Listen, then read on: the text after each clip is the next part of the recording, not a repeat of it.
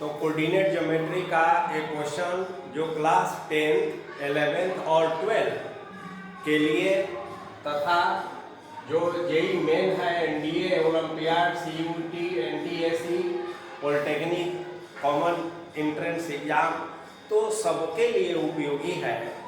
तो आइए हम लोग इसको देखते हैं क्वेश्चन क्या है, और देखेंगे आप कि अभी हम लोग इस क्वेश्चन को सॉल्व करेंगे और पार्श्व में कुछ गीत आपको सुनाई पड़ रहा होगा, तो अच्छा ही है। ग से गणित और ग से गीत, तो गीत चलते रहते हैं और गणित बनते रहते हैं। इसलिए आप यहाँ पर देखें क्वेश्चन क्या है। The x coordinate of the in centre of the triangle, यानी कि किसी ट्रायंगल के इन सेंटर का एक्स कोऑर्डिनेट आपसे पूछा जा रहा है, और that has the coordinates of mid points of its sides.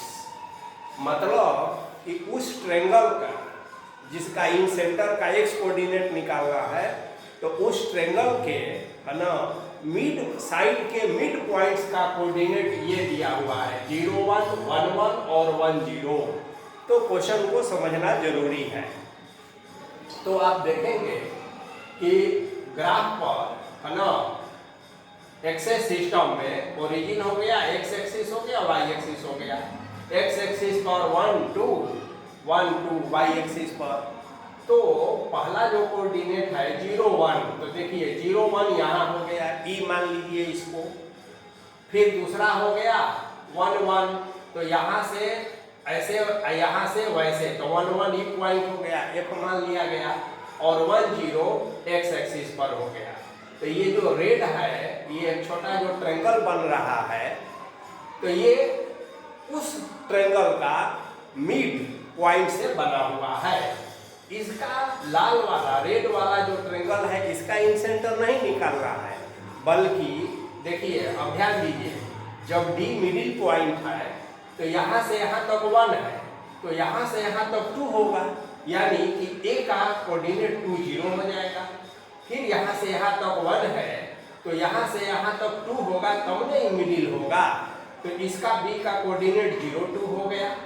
अब ओ ए बी एक ट्रायंगल आपको मिला जिसका कोऑर्डिनेट 0, 0, 2, 0 और 0, 2 हुआ। तो कोऑर्डिनेट आपको मालूम हो गया ट्रायंगल का। अब आप देखेंगे कि साइड भी पता करना होता है, तो O से A तक 2 हो गया, O से B तक 2 हो गया, और ए बी जो है 2√2 हो गया। कैसे देखिए, OA2 OB2, तो बोथाइन थ्योरम से या पाइथागोरस थ्योरम से √2² + 2² √8 यानी 2√2। अब आप देखिए कि इन सेंटर क्या होता है।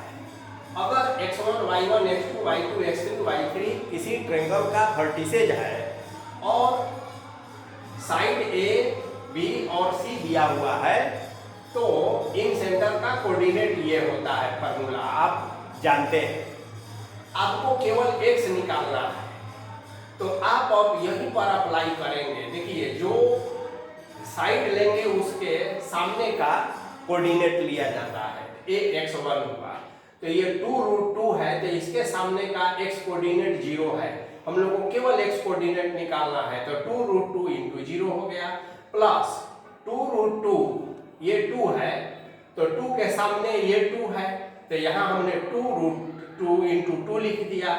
यह 2 है और 2 के सामने यहाँ 0 है, तो 2 × 0 लिख दिया। अब भाई a + b + c, तो 2√2 + 2 + 2। अब इसी को सिंप्लीफाई करेंगे तो देखेंगे कि ये रिजल्ट आ गया। अब इसको रेशनलाइज कर दीजिए, तो फिर ये रिजल्ट आ गया, यानी ऑप्शन बी जो है सही है।